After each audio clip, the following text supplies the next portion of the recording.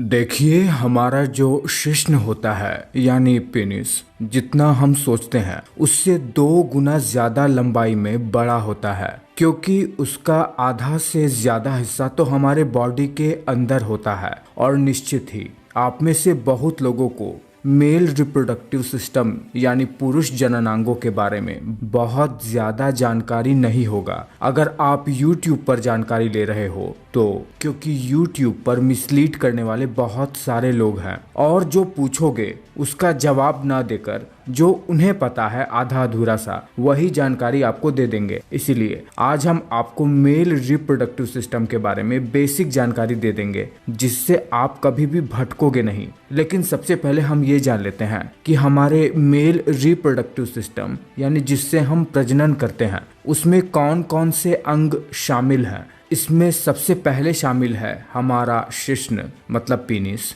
हमारा स्क्रोटम यानी वृषण, जब हम अंदर की ओर जाएंगे तो prostate, seminal vesicles, vas deferens और काउपर्स ग्लैंड। चलिए हम सबसे पहले जान लेते हैं अपने शिश्न यानी पेनिस के संरचना के बारे में कि हमारा पेनिस आखिर बना कैसे हुआ है। देखिए, ह्यूमन पेनिस एक सिलेंड्रिकल आकार में होता है जो कि 3 स्पॉन्जी टिश्यूज से मिलकर बना हुआ होता है। सबसे नीचे वाले लेयर को, जहां पर मैं अभी एरो से पॉइंट कर रहा हूं, इसे कॉर्पस स्पॉन्जियोसम कहते हैं। इस वाले स्पॉन्जी टिश्यू के लेयर में ही हमारा यूरेथ्रा होता है जहां से सीमेन और यूरिन पास होता है। कॉर्पस स्पॉन्जियोसम के पीछे की ओर पेनिस का बल्ब होता है जो कि हमारे पेल्विक फ्लोर के नीचे पेरिनियम से जुड़ा रहता है और ये हमारे पेनिस को सपोर्ट करता है। और इसके ऊपर जो आप 2 लेयर देख रहे हैं हमारे पेनिस में, पेनिस के कोरोनल सेक्शन में, इन 2 लेयर को जो कि स्पॉन्जी टिश्यू के ही हैं, इन्हें कॉर्पस कैवर्नोसा कहा जाता है। ये 2 लेयर ही पेनिस को शेप देते हैं और आपको जानकर हैरानी होगा कि जब मर्दों का पेनिस इरेक्ट होता है सेक्सुअल एक्टिविटी के लिए, तब इन्हीं 2 स्पॉन्जी टिश्यू के अंदर ही ब्लड इतना ज्यादा भर जाता है कि पेनिस टाइट और पेनिस का गर्थ भी बढ़ जाता है। देखिए, हमारे ये जो 2 स्पॉन्जी टिश्यू के लेयर होते हैं, दरअसल ये हमारे पेल्विस के बोन से जाकर जुड़ जाते हैं जिसे क्रूरा ऑफ पेनिस कहा जाता है। इसी की वजह से पेनिस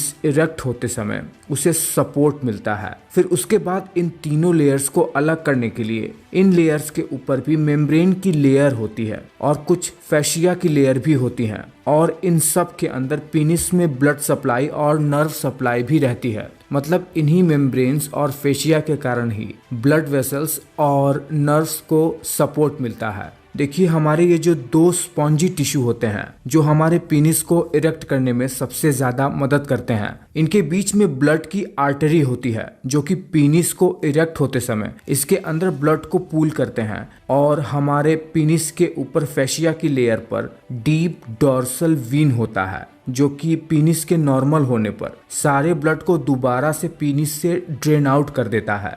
देखिए, हमारे शिश्न के ऊपर वाले हिस्से पर, मतलब उसके आगे वाले हिस्से पर, एक कैप जैसी संरचना होती है जिसे पेनिस ग्लैंड्स कहते हैं या ग्लैंड्स ऑफ पेनिस कहते हैं। ये जो ग्लैंड्स ऑफ पेनिस होता है, दरअसल ये हमारे पेनिस के कॉर्पस स्पॉन्जियोसम का ही एक्सटेंशन होता है, यानी ये हमारे कॉर्पस स्पॉन्जियोसम का ही भाग होता है जो कि आगे आकर चौड़ा हो जाता है। और इसी में ही हमारे यूरिन को पास करने के लिए यूरिनरी मीएटस भी होता है जहां से यूरिन और सीमेन दोनों ही बाहर निकलते हैं। और पेनिस ग्लैंड्स का फंक्शन हमारे सेक्सुअल एक्टिविटी में बहुत ही इम्पोर्टेंट होता है। इसी की वजह से ही सीमेन वजाइना से बाहर नहीं निकल पाता है सेक्सुअल एक्टिविटी के दौरान। देखिए, उसके बाद हमारे पेनिस के ऊपर चमड़ी की एक लेयर होती है यानी स्किन की, जिसे फोरस्किन या प्रीप्यूस कहते हैं। ये फोरस्किन हमारे पेनिस के ग्लैंड्स से एक फ्रेनुलम से जुड़ा रहता है, जिसके वजह से ये जो हमारी फोरस्किन होती है